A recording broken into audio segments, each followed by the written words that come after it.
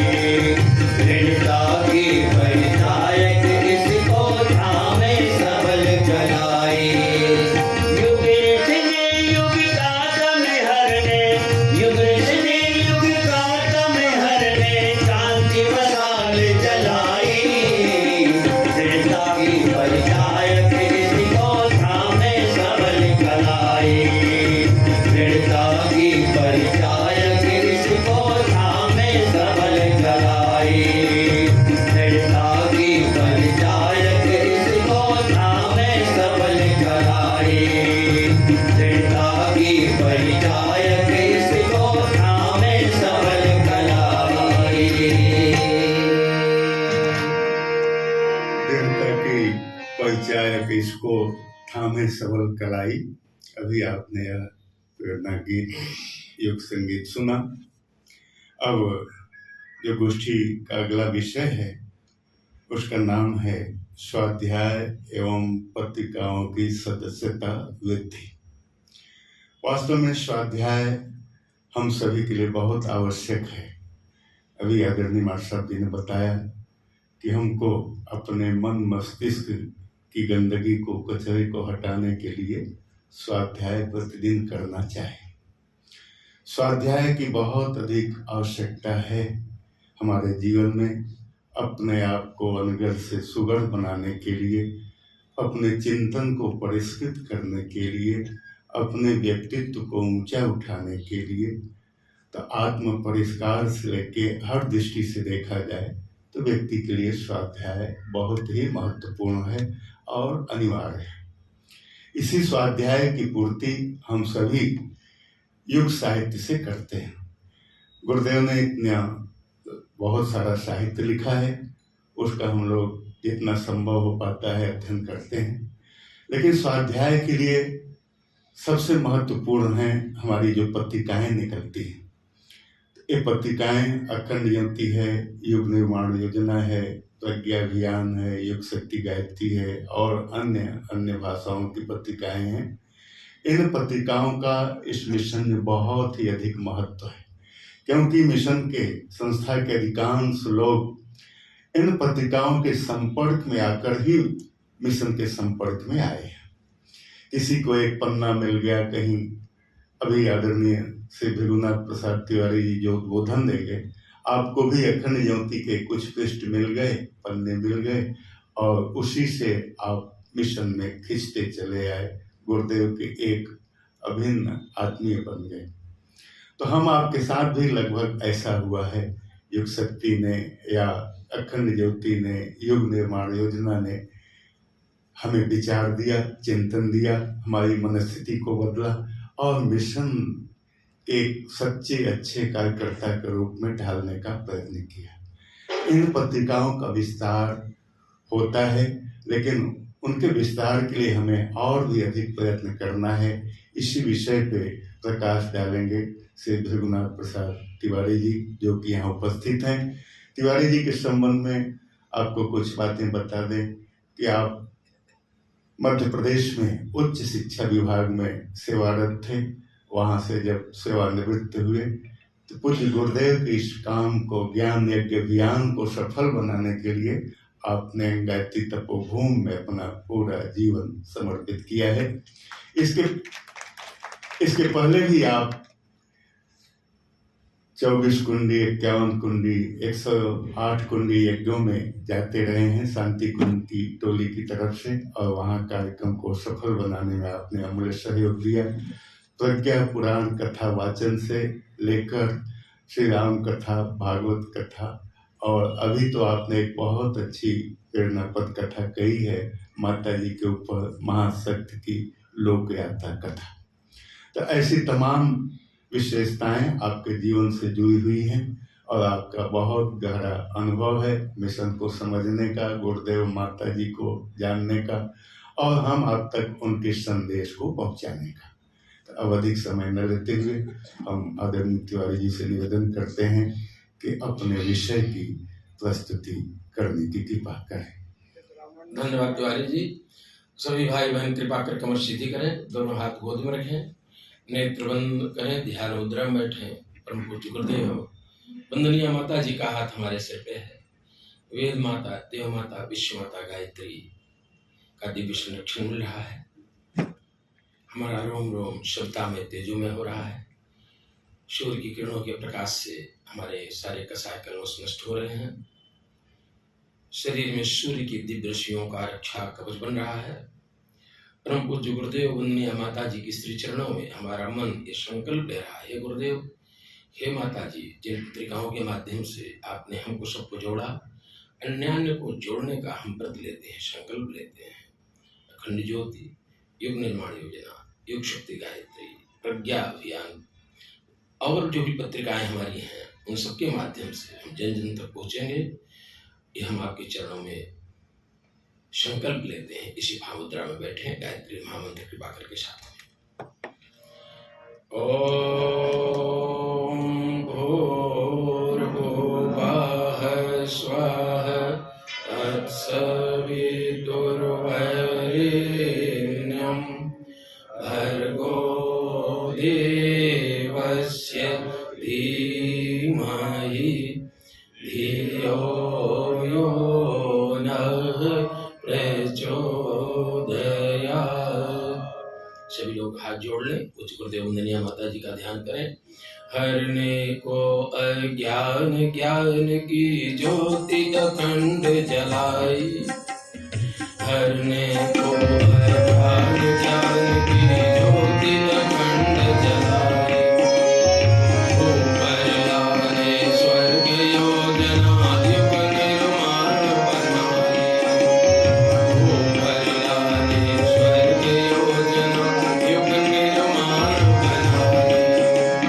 ज्ञान यज्ञ के लिए समर्पित जिनका जीवन सारा, ज्ञान यज्ञ के लिए समर्पित जिनका जीवन सारा, उन सद्गुरु श्री राम चरण में, उन सद्गुरु श्री राम चरण नम्र प्रणाम हमारा, उन सद्गुरु श्री राम चरण में नम्र प्रणाम हमारा।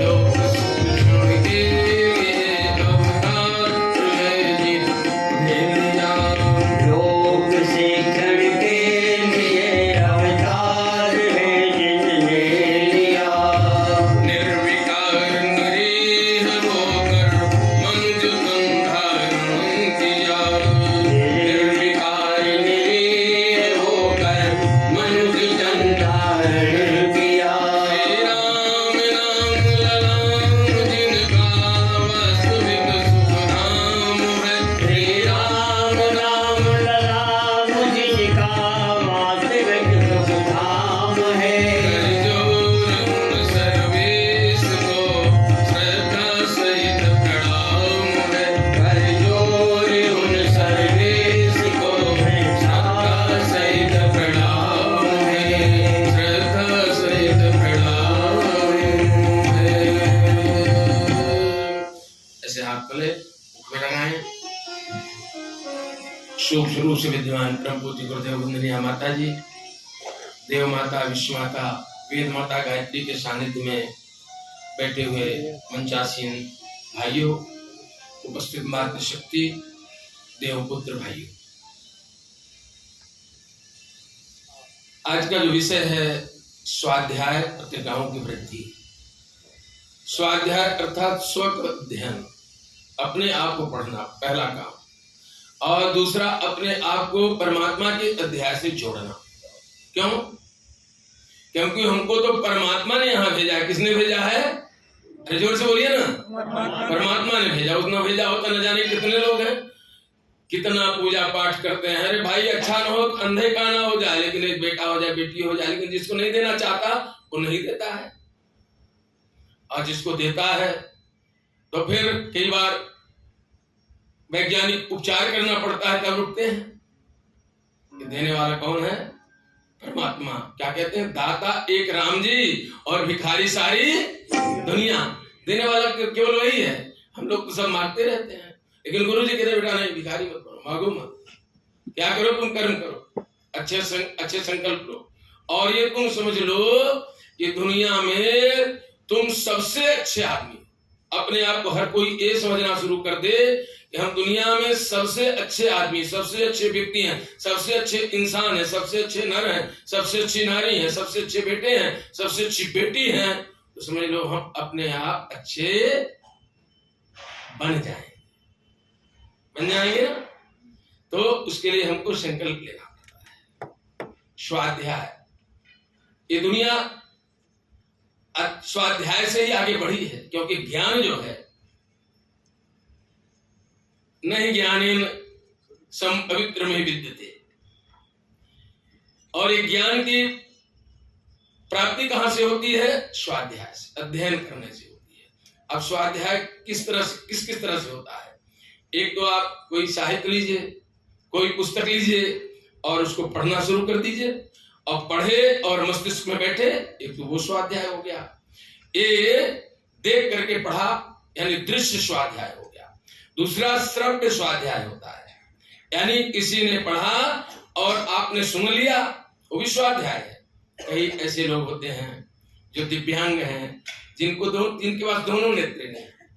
शासन ने ब्रेल लिपि बनाई और उंगलियां रख रख करके और ऐसे पढ़ते हैं, तरसते हैं पढ़ने के लिए।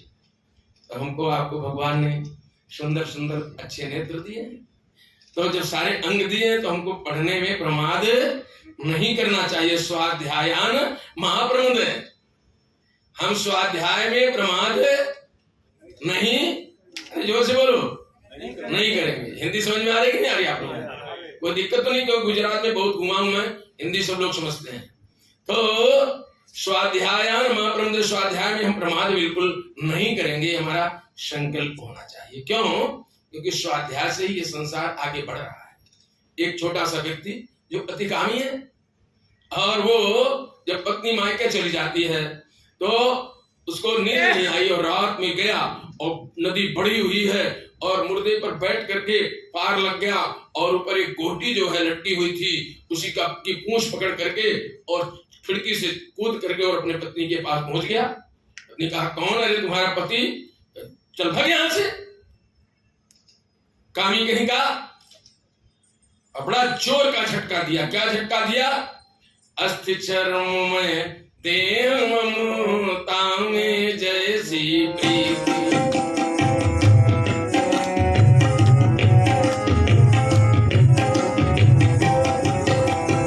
ऐसी यदि श्री राम से, ऐसी यदि श्री राम से बोध न तब भयभीत, ऐसी यदि श्री राम से बोध न तब भयभीत। जितनी प्रीति तुमको इस चमड़ी के शरीर से है, और ये सुंदरता किस बात की? शरीर में जो दुनिया भर का मल भरा हुआ है, ये उसकी सुंदरता का कारण है। किसी को डायरिया हो जाए, किसी को लूज मोशन हो जाए, 10 बार चला जाए तो आदमी का गाल चिपक जाता है, शरीर की रौनक समाप्त हो जाती है। तो उसने कहा, ये मेरे मल की सुंदरता के लिए तू आया मेरे पास में, चल भाग यहां से। अरे देवी, अब मैं जाऊंगा तो मैं आप तुम्हारे ससुराल के लोग जान जाएंगे, काम मैं निकाल देती हूँ। रातों रात निकल जाओ, वहां से चढ़ के आओ, जान जोखिम मत करो, कूदो मत। अब जो मैं धीरे से दरवाजा खोलती हूँ, बाहर चले जाओ। ऐसा झटका, ऐसा झटका। उन्होंने अपनी पत्नी रत्नावली को क्या मान लिया? क्या मान लिया? गुरु मान लिया। क्या मान लिया? गुरु मान लिया। अब आता जाता तो कुछ था नहीं, अब क्या करें? तो उन्होंने जाकर के वाल्मीकि रामायण पढ़ना शुरू किया। उन्होंने 108 बार वाल्मीकि रामायण का पारायण किया, भगवान श्री राम की भक्ति किया, गायत्री महामंत्र का जप किया। ये क्या था? स्वाध्याय। क्या था ये? स्वाध्याय। पहले तो पत्नी की प्रेरणा से उन्होंने अपने आप को पढ़ा, फिर राम से जोड़ा, भगवान श्री राम से जोड़ा, और उनसे जोड़ करके स्वाध्याय वाल्मीकि रामायण का किया। और जब उसको पढ़ लिया, और वेद पढ़े, पुराण पढ़े, उपनिषद पढ़े, दर्शन पढ़े, और 77 साल का जीवन इसी में बिता दिया, लगा दिया। 77 साल की उम्र से स्वाध्याय का निचोड़ नवनीत के रूप में, रामचरितमानस के रूप में लिखना शुरू किया, और 89 वर्ष की उम्र में उनका रामचरितमानस पूर्ण हुआ। 12 साल लिखते थे, जो गड़बड़ होता था पन्ने फाड़ के फेंक देते थे, और फिर ध्यान से लिखते गए, लिखते गए, लिखते गए, और लिख डाला। किसकी ताकत है? किसकी ताकत है? ये स्वाध्याय की ताकत। अभी हमारे श्रद्धेय प्रणव शर्मा जी भाई साहब आपको कह रहे थे, परम पूज्य गुरुदेव ने वेद पुराण को कंठस्थ कर लिया, याद हो गए थे। परम पूज्य गुरुदेव दो तरह से स्वाध्याय करते थे। पहला दृश्य स्वाध्याय करते थे और दूसरा श्रव्य नहीं करते थे। दूसरा वो सूक्ष्म शरीर से स्वाध्याय करते थे। वो केवल 4 घंटे सोते थे। सोने का टाइम उनका 8 बजे से सामान्यतया और 12 बजे तक का था। 8 बजे पूज्य गुरुदेव सो जाया करते थे, 12 बजे उठते थे और आधे घंटे नित्य क्रिया करने के बाद अपनी वो साधना करते थे और साधना के बाद में वो जो है लेखन कार्य करते थे। और उन 4 घंटों में वो शरीर कहीं और रहता था, अपने सूक्ष्म शरीर को लेकर के वो कभी अमेरिका चले गए, कभी इंग्लैंड चले गए और विभिन्न लाइब्रेरियों में जाकर के वहां उन पुस्तकों का वो स्वाध्याय। लेकिन तब आप देखिए ना, आप जब से अखंड योग शुरू हुई इस लाइब्रेरी में, अमेरिका की इस लाइब्रेरी में इस पेज पर यह लिखा हुआ है, कभी वो साहित्य उनके पास रहा नहीं, बाकायदे लिख दिया। गुरुदेव ने गहन अध्ययन किया और गुरुदेव ने अपने आप को पढ़ा। गुरु जी ने कहा, बेटा हमने अपने आप को पढ़ा, हमने अपने आप को धोया। जैसे धोबी कपड़े को पटक पटक करके धोता है, उसी तरह से हमने सबसे पहले अपनी जीवा को धोया। बिना नमक शक्कर के 24 साल तक हमने गाय के गोबर से निकले हुए जौ की रोटी और छाछ में बिताया। इसको हमने शरीर को अच्छा से धोया, साफ किया, पवित्र किया, साफ किया। और ये कमाल, ये चमत्कार केवल किसका है? हमारे ज्ञान का। और ज्ञान कहां से प्राप्त हुआ? स्वाध्याय से। कहां से प्राप्त हुआ? स्वाध्याय से। जब हमारे गुरु जी ने स्वाध्याय किया, गोस्वामी तुलसीदास जी ने स्वाध्याय किया कि नहीं किया? और किसने स्वाध्याय किया? सारी दुनिया तो स्वाध्याय से ही आगे बढ़ी है। भगवान श्री राम को आप लोग मानते हैं कि नहीं मानते हैं? ज्यादा नहीं, 7,500 वर्ष पहले आए, इसके और आगे बहुत लंबी बात नहीं है। तो भगवान श्री राम साक्षात विष्णु भगवान के अवतार है कि नहीं? लेकिन क्या है, वो स्वयं स्वाध्याय करते थे, स्वयं पढ़ते थे। कौन? वेद पुराण वशिष्ठ भाखरी,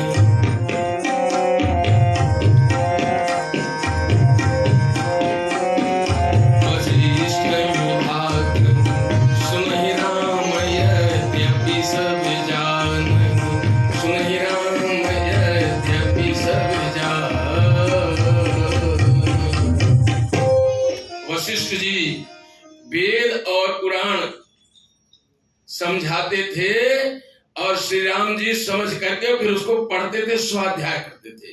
तो क्या हम उनसे बड़े हैं क्या? अरे बोलो ना, नहीं है ना? तो जब भगवान स्वाध्याय करते हैं तो हमको करना चाहिए नहीं करना चाहिए? करना चाहिए। और किसने? भगवान श्री कृष्ण संदीपन ऋषि के आश्रम में जाकर के स्वाध्याय किया, पढ़ाई लिखाई किया। वो भी तो भगवान ही है। 5000 वर्ष पहले की बात है, वो लंबी बात नहीं है। पढ़ा उन्होंने।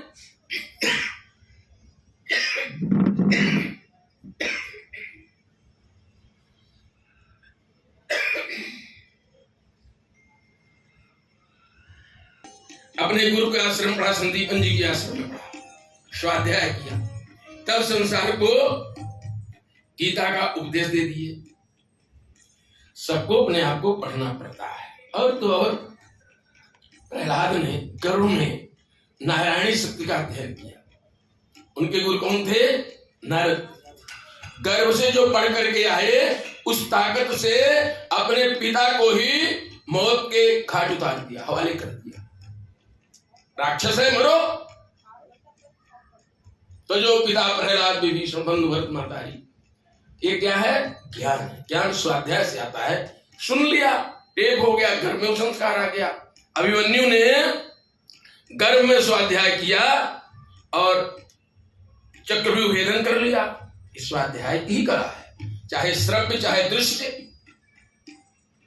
और महाराज द्रुपद ने अध्ययन किया कि व्यक्ति को अभिमानी नहीं लेकिन स्वाभिमानी होना चाहिए।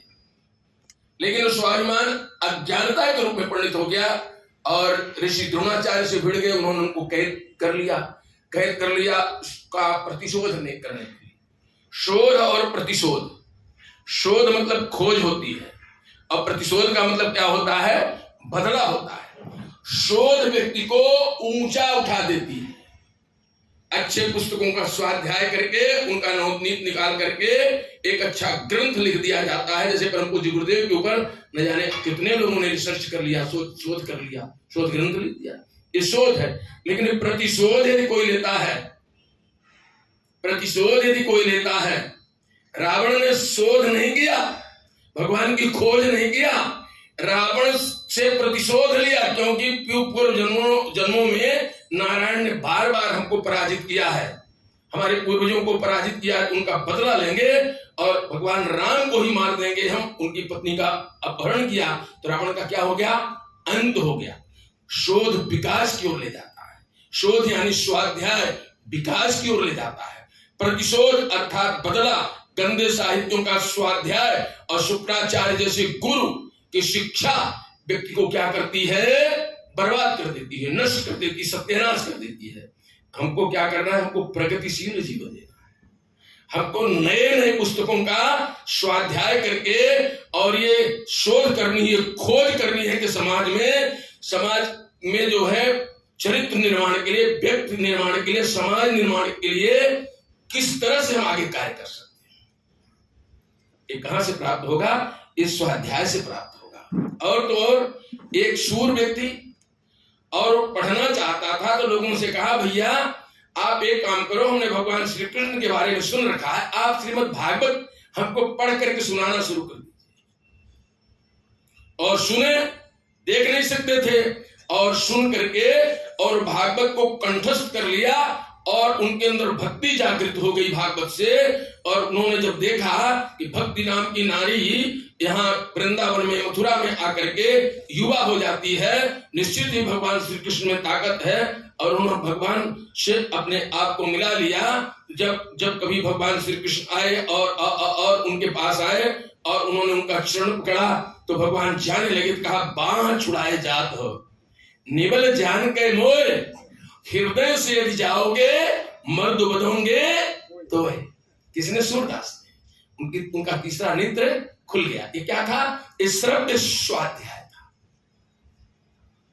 रसखान मुस्लिम थे, उन्होंने श्रीमद् भागवत का अध्ययन किया और कहा, ये तो गजब की चीज है, भगवान कृष्ण तो गजब की शक्ति है। और उन्होंने लिखना शुरू कर दिया। क्या लिख दिया? अरे धोली भरे अति शोभित श्याम जू, धोली भरे अति शोभित श्याम जू ऐसी बनी, धोली भरे अति शोभित श्याम जू ऐसी बनी, सिर सुंदर चोटी, धोली भरे अति शोभित श्याम जू ऐसी बनी, सिर सुंदर चोटी, खेलत खात फिर अंगना पग पैजनिया कट पीर कछोटी, भाग के भाग कहाँ कहियो, हरि हाथ से ले गई माखन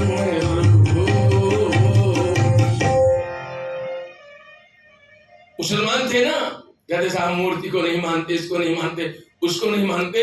भगवान कृष्ण की किसकी ताकत है? स्वाध्याय की, श्रव्य स्वाध्याय, दृश्य स्वाध्याय। देख कर पढ़िए। महात्मा गांधी ने हरिश्चंद्र का नाटक देखा। ये क्या था? दृश्य था, देखा और बदल गए। वो शान शौकत का जीवन जीने वाला इंसान, और बस एक धोती में शरीर को भी ढका और न जाने कितना पैदल चले, न जाने कितना उपवास किया, और देश को आजाद करा। स्वाध्याय की ताकत है। किसकी ताकत है? ये स्वाध्याय की ताकत है। मेरे भाई बहनों, मंगल पांडे ने मूर्धध्वज का नाटक देखा, दृश्य स्वाध्याय। अरे सत्य में इतनी ताकत है कि बेटा आरा से कटने के बाद भी जीवित हो रहा है।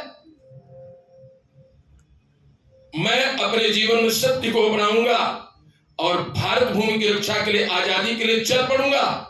झूठ बोलना छोड़ दिया मंगल पांडे ने, आत्मशक्ति जागृत हो गई, ठीक है, फांसी दे दी गई, मर गए। लेकिन आज इतिहास में देश की आजादी की पहली चिंगारी जलाने वाला व्यक्ति है, तो उसका नाम क्या है? मंगल पांडे। लोग जोरों से नाम लेते हैं, जोरों से नाम लेते हैं और अपने आप को धन्य महसूस करते हैं। इसके बाद महारानी लक्ष्मीबाई, फिर आदि आदि लोग चलते गए, सुभाष चंद्र बोस, चंद्रशेखर आजाद। ये मेरे भाई बहनों, स्वाध्याय में बहुत बड़ी ताकत होती है। हेरिट स्टो नाम की एक लड़की ने टाम काका की कुटिया लिखा, और एक गरीब व्यक्ति जिसके पास पढ़ने के लिए पैसे नहीं थे, स्ट्रीट लाइट से पढ़ता था, घास फूस जला करके उसके उजाले में पढ़ता था, वो व्यक्ति अब्राहम लिंकन अमेरिका का क्या बना? राष्ट्रपति बना। राष्ट्रपति नहीं बना, वहां की दास प्रथा का अंत कर दिया। एक किसकी ताकत है? स्वाध्याय। अरे तब तो मेरे भाई बहनों किताबें खोजनी पड़ती थी, ज्ञान अर्जन के लिए पुस्तकें लेने जाना पड़ता था। लेकिन अब तो दुनिया भर किताबें परम पूज्य गुरुदेव पंडित श्री राम शर्मा आचार्य ने लिख दिया, 3200 पुस्तकें लिख दिया। आज समाज वाले कहते हैं इसके पहले 400 किताबें तो हमारे यहाँ लिख गए, उनको जोड़ने तो 3600 पुस्तकें हो जाती हैं। सरल भाषा में लिख दिया। देखा, इस भारतवर्ष में अलग अलग क्षेत्रों में अलग अलग भाषाएं हैं। गुजराती में भी लिख दिया, मराठी में भी लिख दिया, तमिल में भी लिख दिया, तेलुगु में भी भाषांतर कर दिया, भाष्य कर दिया, और क्या नाम से उड़िया में भी कर दिया, असमी में भी कर दिया, अलग अलग भाषाओं में भी, अंग्रेजी में भी कर दिया। भाषा भी शुरू हो, लिख दिया, सरल और सहज तरीके से उपलब्ध है। मेरे भाई बहनों, स्वाध्याय में बहुत बड़ी ताकत है। हम अपनी बात तिवारी जी कह रहे थे, स्वाध्याय और पत्रिकाओं की ताकत बता देते हैं। समझ चुकी हमारे पास कम है, स्वाध्याय और पत्रिकाओं की ताकत आपको बताते हैं। हम 8वीं में पढ़ते थे, मेरे ख्याल से उसमें 13-14 साल की मेरी उम्र रही होगी, और 1970 का नवंबर दिसंबर का महीना रहा होगा, या जनवरी का 71 का, इसी बीच की बात है।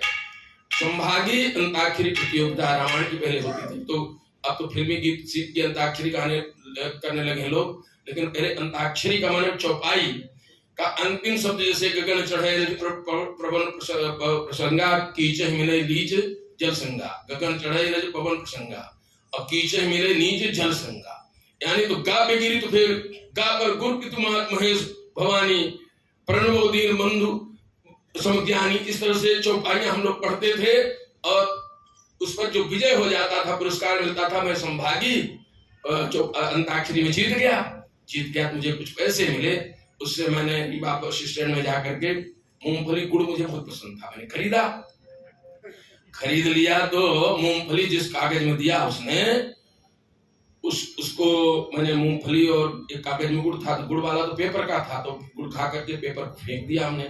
उसमें देखे कुछ अच्छा लिखा था, तो मैंने मूंगफली को तो कुछ जेब में डाला, इधर डाल के उसको पढ़ने लगा। उसको मैंने 1 बार पढ़ा, 2 बार पढ़ा, 3 बार पढ़ा, तो ऐसे जैसे किसी ने मुझे चुंबक की तरह खींच लिया।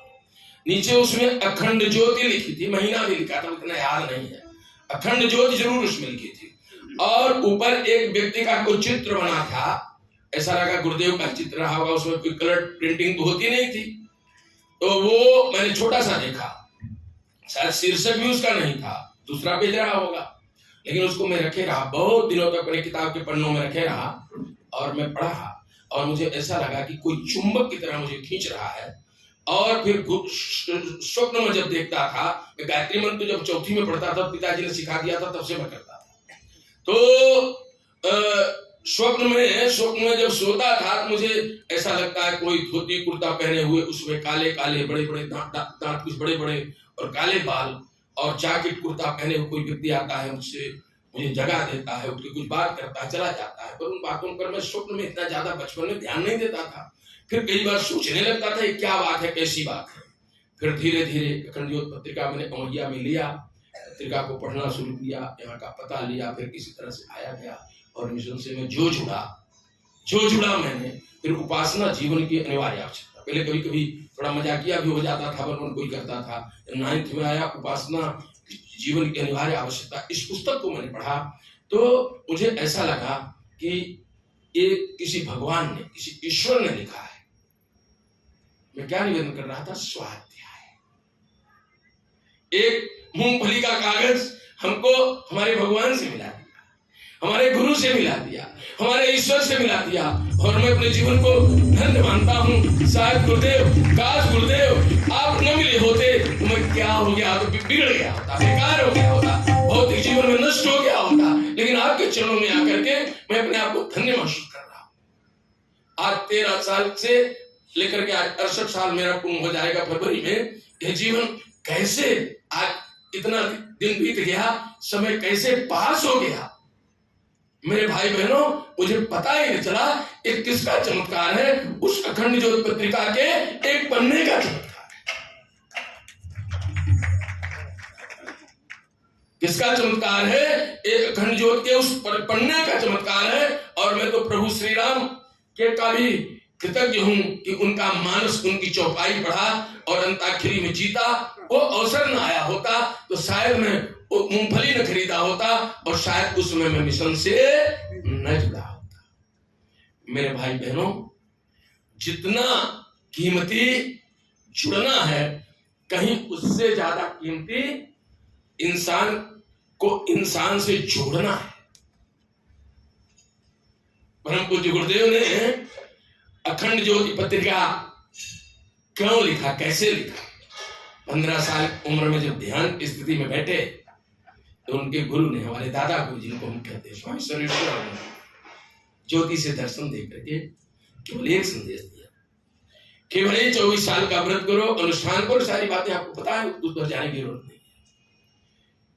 तो मन में प्रश्न आया, अंतरंग की बातें थी। भाई आप कह रहे हैं लोक शिक्षण का कार्य करूं, धर्म को तंत्र बनाऊं, साधन बनाऊं, तो करूं कैसे? एक रास्ता बताइए, कोई मार्ग बताइए। तो भाई ये जो दीपक है, इसमें गाय का घी डालना, दूसरा कोई घी नहीं डालना। गाय को पालना और उसको जौ खिलाकर उसके गोबर से जो जौ निकलेगा उसकी रोटी आटा बना करके खाना, वो सब कर लेंगे, वो कोई बात नहीं है। आगे कैसे बढ़ेंगे ये देखने के लिए प्रकाश सद्ज्ञान का प्रतीक है। आंख से दिखाई दे संसार, देख करके समझ सके, इसके लिए अखंड दीपक है, इसको ज्योति भी कहते हैं। और ज्ञान की चक्षु खुल जाए, इसके लिए अखंड ज्योति पत्रिका लिखना। मैं तो बहुत कम पढ़ा लिखा हूं, स्कूली शिक्षा तो मेरी केवल 4वीं 5वीं प्राइमरी की है। अरे बेटा, स्कूल से कोई विद्वान नहीं होता है। विद्या का नाम समर्पण है, विद्या का नाम लगन है। जो निष्ठा पूर्वक समर्पित भाव से लगन लगा करके और स्वाध्याय करता है, वो विद्वान हो जाता है। पिछले जन्म में तुम स्कूल भी नहीं गए थे, और फिर भी न जाने कितनी उल्टवासियां लिख दिए, धार्मिक एकता के न जाने कितने दोहे लिख दिए, सारी बुराइयों को दूर करने के न जाने कितने कविताएं लिख दिए। उसको समझो, 3 जन्मों से मैं साथ में हूं। तुम्हारे पिछले जन्म का साहित्य किताब एक नरेंद्र नाम के लड़के ने पढ़ा और कहा कि इन गुरुजी के पास जाने से, यानी हमारे पास आने से जिसकी जो इच्छाएं होती हैं पूरी हो जाती हैं, और उसकी बहन का विवाह नहीं हो रहा था। गया उनके पास जब, तो जा करके उनसे कहा पे प्रणाम किया, कहा क्या चाहते हो बेटा? कहा गुरुजी मेरे बहन का विवाह नहीं हो रहा है, मैं चाहता हूं अच्छा घर पर मिल जाए, कुछ धन मिल जाए, धन का भी मेरे पास अभाव है। अच्छा भैया, धन का अभाव है, कोई बात नहीं, ये आगे अंदर माता बैठी है, उसे जाकर मांग लो। अंदर गए और लौट आए, कहा वहां तो कुछ बोले नहीं जाता। कहा फिर जाओ, फिर गए, फिर लौट आए, कहा कुछ बोला नहीं जाता। कहा एक बार और जाओ। तो अंदर गए तो फिर उन्होंने क्या मांगा? मां क्या दो? भक्ति दो। क्या मांगा? जोर से बोलिए, भक्ति दो। बोलिए, ज्ञान दो, ज्ञान दो, शक्ति दो, शक्ति दो। क्या मांगा? भक्ति दो, शक्ति दो, ज्ञान दो। मां भूल गए क्या भाई? क्या मांगा? हाँ मांग लिया गुरु जी, हमने भक्ति, शक्ति और ज्ञान मांग लिया। बहन की विवाह भूल गया। अरे गुरुदेव, मुझे समझ में आ गया, मैंने आपकी किताबों में और कुछ लाइनें पढ़ी थी, ये समझ में आ गया कि एक भाई की बहन कुंवारी रह जाती है और हजारों बहनों का विवाह हो जाता है, तो रहने देना चाहिए और संसार के कल्याण के लिए चल पड़ना चाहिए। ये किसकी कीमत है? एक किसकी शक्ति है? ये शक्ति जो है किसकी शक्ति है? ये स्वाध्याय की शक्ति। किसकी शक्ति है? स्वाध्याय की शक्ति। स्वामी रामकृष्ण परमहंस का साहित्य पढ़ा था, नरेंद्र ने ऐसे नहीं चले गए और एकदम प्रणाम कर लिए और मिल गए। पहले उनके बारे में अध्ययन किया, बड़ा तर्कशील बालक था और विवेकानंद के नाम से प्रख्यात हो गए स्वाध्याय से। परम पूज्य गुरुदेव ने कहा, मेरे प्यारे बच्चों, स्वामी रामकृष्ण परमहंस ने एक विवेकानंद बनाया था। गुरुजी ने कहा, ये पंडित श्री राम शर्मा आचार्य ये वचन दे रहा है कि अपने शरीर रहते कम से कम 1 लाख विवेकानंद स्तर के व्यक्ति मैं तैयार कर दूंगा। मेरे भाई बहनों, आप अपने आप को कमजोर मत आंकना। आप जहां जाते हो और युग पुरुष वेद मूर्त पुरुष पंडित श्री राम शर्मा आचार्य का शिष्य हूं, आप ये यदि बता देते हैं तो लोग बड़े प्यार से और आदर से बैठाते हैं, आपकी इज्जत करते हैं, आपकी बात मानते हैं। एक किसका कमाल है? एक परम पूज्य गुरुदेव की शक्ति का प्रमाण। यही तो विवेकानंद का कार्य है। आप जहां जाते हो ज्ञान की ज्योति जला देते हो, आप कमजोर नहीं हो। समय अभाव है, इसलिए मैं मूल बात पर आ रहा हूं, पत्रिकाओं के बारे में। परम पूज्य गुरुदेव ने क्या लिखा? पहले गायत्री अखंड ज्योति लिखा, 1937 में अखंड ज्योति पत्रिका लिखा और 500 लिखा, लोगों को वितरित किया। आगे व्यवस्था नहीं बनी और नियमित नहीं हो पाई। 1940 जनवरी से परम पूज्य गुरुदेव ने अखंड ज्योति लिखकर पहले बाहर प्रेस में छपवाया, फिर स्वयं हाथ वाले प्रेस से छापना शुरू किया, फिर किताबें लिख करके कुछ बाहर कुछ अपने प्रेस से छापना शुरू किया और उसको स्वयं बांटते थे। धीरे धीरे धीरे धीरे धीरे धीरे जो है 2000, 2500, 3000, 5000, फिर धीरे धीरे एक पत्रिका लाखों में छपी। पहले कल्याण ज्यादा प्रकाशित होती थी, अखंड ज्योति कम प्रकाशित होती थी। अब कल्याण कम प्रकाशित हो रहा है, अखंड ज्योति ज्यादा प्रकाशित हो रही है।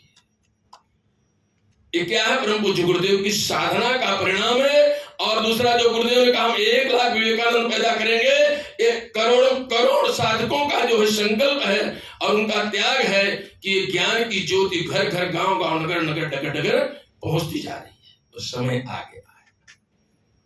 समय क्या आ गया है कि उस अखंड ज्योति पत्रिका को जो विज्ञान और अध्यात्म का क्या करती है? समन्वय करती है। क्या करती है? समन्वय करती है। उसको हम जैसे हम मंगाए और मंगा करके उसको पढ़े नहीं और लेकर घर के किसी के हम पटक के आ गए तो वो भी नहीं पढ़ता है। पहले उसको एक आध पेज, उसके 2, 4, 10 पेज पढ़ ले और पढ़ करके, भाई साहब इस पेज में स्वास्थ्य के बारे में लिखा है, इस पेज में अध्यात्म के बारे में लिखा है, इसमें गायत्री साधना के बारे में लिखा है, इसमें देव संस्कृति विश्वविद्यालय के बारे में लिखा है, इस पेज में गुरुदेव की अमृतवाणी लिखी हुई है। ठीक है ना? जब पढ़ करके जाएंगे, बताएंगे, 1-2 मिनट बात करेंगे तो आदमी पढ़ेगा। जैसे मान लीजिए एक आदमी कोई 10 अखंड ज्योति मंगाता है तो ये व्रत होना चाहिए भाई उसको 100 मंगाएंगे, नहीं तो कम से कम 2 का गुना कर दूंगा, 20 तो कर देंगे। अखंड ज्योति पत्रिका, युग निर्माण योजना पत्रिका, इसके पहले परम पूज्य गुरुदेव गायत्री परिवार पत्रिका छापते थे 1958 से 61 तक। जीवन यज्ञ पत्रिका भी बीच में छापे हैं। प्रज्ञा अभियान पत्रिका मासिक छपती थी, फिर प्रज्ञा अभियान पाक्षिक छापे हैं। युग निर्माण योजना 1963 जुलाई में युग निर्माण योजना का गठन किया और 1965 से मेरे ख्याल से युग निर्माण योजना निकलना शुरू की। महिला जागृत अभियान पत्रिका परम पूज्य गुरुदेव ने निकाला नारी जागरण के लिए। अब आज वो बंद है, जो काम पूरा हो गया बहनें खूब जागृत हो गई, तो इसको जो है युग निर्माण योजना में परिवार निर्माण की पत्रिका मानकर उसमें छापना शुरू कर दिया। युग शक्ति गायत्री पत्रिका छपती थी। युग शक्ति गायत्री अभी भी गुजरात में गुजराती में छप रही है। आप लोगों को मिल रही है, नहीं मिल रही है? युग शक्ति गायत्री पत्रिका छप रही है। वर्तमान में अखंड ज्योति, युग निर्माण योजना, प्रज्ञा अभियान पाक्षिक छप रही है। पहले युग निर्माण पाक्षिक भी कुछ दिन छपा है, कुछ दिन साप्ताहिक भी छपा है। युग निर्माण योजना पत्रिका अलग छपती थी। इन पाक्षिक और साप्ताहिक पत्रिकाओं में क्षेत्र के समाचार। एक बात मैं जरूर कहना चाहूं और डंके की चोट से कहना चाहता हूं। क्या कहना चाहता हूं? आप ये आजमा लीजिए, भगवान करे आपके पास कोई समस्या ना आए, लेकिन यदि किसी के पास में किसी भी तरह की कोई भी समस्या है, परम पूज्य गुरुदेव की अखंड ज्योति की कोई भी प्रति उठा करके और उसको पूरा पढ़ जाइए। युग निर्माण योजना या युग शक्ति गायत्री की पूरी पत्रिका एक बार आप पढ़ जाइए। इन तीनों पत्रिकाओं में से किसी एक में आपकी समस्या का समाधान मिल जाएगा। कोई एक अंक नहीं, किसी भी अंक में आप आजमा के बताइए। गुरुदेव ने कुछ ऐसी साहित्य लेखन की रचना किया है, वो व्यक्ति के मन को पढ़ते थे, हर परिजनों के मन को पढ़ करके लिखते थे, और जो भी इस पत्रिका के लिए कलम उठाता है उसके मन और मस्तिष्क में पूज्य गुरुदेव बैठ जाते हैं और इस तरह की समस्याओं का समाधान वो करते हैं। अब समय आ गया है कि अखंड ज्योति पत्रिका, युग निर्माण योजना पत्रिका, कई भाई लोग अखंड ज्योति अकेली मंगा लेते हैं, तो उसमें क्या होता है, ज्ञान विज्ञान की जानकारी तो मिलती है, लेकिन युग निर्माण और युग शक्ति गायत्री न मंगाने से गायत्री तपोभूमि मथुरा की खबर आपको नहीं मिलती है। यहाँ कब प्राकृतिक चिकित्सा शिविर चल रहे हैं, यहाँ कब जो है ये 9 दिवसीय साधना शिविर चल रहे हैं, कब ये 40 दिवसीय अनुष्ठान का शिविर चल रहा है, ये जानकारी मिल नहीं पाती है। यहाँ निर्माण कार्य कैसे क्या हो रहा है, इसकी क्या लागत है, किस तरह से सहयोग करना चाहिए, गायत्री तपोभूमि की जानकारी युग निर्माण योजना में मिलती है। थोड़ी मोड़ी सूचना युग शक्ति गायत्री में मिल जाती है। इसलिए चूंकि आप गुजरात प्रांत से हैं, तो आप लोगों को साधना के लिए युग शक्ति गायत्री, ज्ञान विज्ञान के लिए अखंड ज्योति पत्रिका और परिवार निर्माण के लिए कौन सी पत्रिका, युग निर्माण पत्रिका, और अपनी आपसी समाचार जानने के लिए प्रज्ञा अभियान पाक्षिक पत्रिका, इन सब का बराबर अनुपात में आपको ग्राहक बनाना चाहिए। अखंड युग निर्माण योजना 450 रुपए में आ जाती है, माने साल भर आ जाती है। युग शक्ति गायत्री भी आप मंगाइए, इस तरह से पाक्षिक भी आप पढ़िए भी और लोगों को पढ़ाइए भी। तो मेरा समय चूंकि पूरा हो रहा है, 1-2 मिनट ही बाकी है, समय का मैं बहुत ध्यान रखता हूं, तो उसके पहले मैं ये निवेदन करना चाहता हूं कि आप लोग अखंड ज्योति पत्रिका भी दे बताइए, कितने लोग अखंड ज्योति पत्रिका मंगाते हैं, कितने लोग मंगाते हैं पहले? अच्छा, अब युग निर्माण योजना पत्रिका कितने लोग मंगाते हैं? बहुत कम संख्या, ठीक है। और युग शक्ति गायत्री कितने लोग मंगाते हैं? ठीक है। पाक्षिक कितने लोग मंगाते हैं? प्रज्ञा अभियान, ठीक है। अब आप जो लोग आए हैं नहीं मंगाते हैं, पढ़ते तो सब लोग हैं कि नहीं पढ़ते हैं? तो आप लोग ये बताइए कि यहाँ गुरुजी की नगरी में ये क्या है? ये गायत्री परिवार का उद्गम है, ये गायत्री परिवार का जन्म स्थान है, ये युग निर्माण योजना का क्या है? ये जन्म स्थान है, ठीक है ना। यदि ये स्थान न होता, यहाँ गुरुजी न होते, वंदनीय माता जी न होती या गुरुजी माता जी न होते, तो हम आप सब मिलकर के यहाँ एकत्रित न हुए होते। और जिस तरह से गायत्री परिवार का की उद्गम या गायत्री परिवार की हम कहेंगे माताएं गायत्री तपोभूमि है, क्या है? जन्म देने वाली माता होती है ना, तो गायत्री परिवार की माताएं गायत्री तपोभूमि है। और हमारी आपकी माता कौन है? गायत्री माता है। ध्यान रखिए, क्यों गायत्री माता है? गायत्री की उपासना से हमारी आपकी उत्पत्ति हुई। ब्रह्मा जी ने गायत्री का तप किया, तब सृष्टि का सृजन हुआ। तो हमारी असली पूर्वज कौन है? गायत्री माता। और गायत्री माता को विश्वव्यापी बनाने की भूमि ये गायत्री परिवार की माता कौन है? ये युग निर्माण योजना, ये स्थान, ये भूमि है, ये धरती है ना। इस धरती को आप प्रणाम करते रहे, नमन करते रहे, यहाँ आते रहे, जाते रहें। और यहीं से अखंड ज्योति, युग निर्माण योजना, प्रज्ञा अभियान, सारी पत्रिकाओं का जो है तो प्रकाशन होता है, इसलिए इसका भी ध्यान रखना हमारा उत्तरदायित्व है। तो अब आप लोगों से हमारी विनम्र प्रार्थना है, परम पूज्य गुरुदेव की पीड़ा को समझने के लिए, जानने के लिए आप लोग हाथ जोड़ लें और ये संकल्प लें।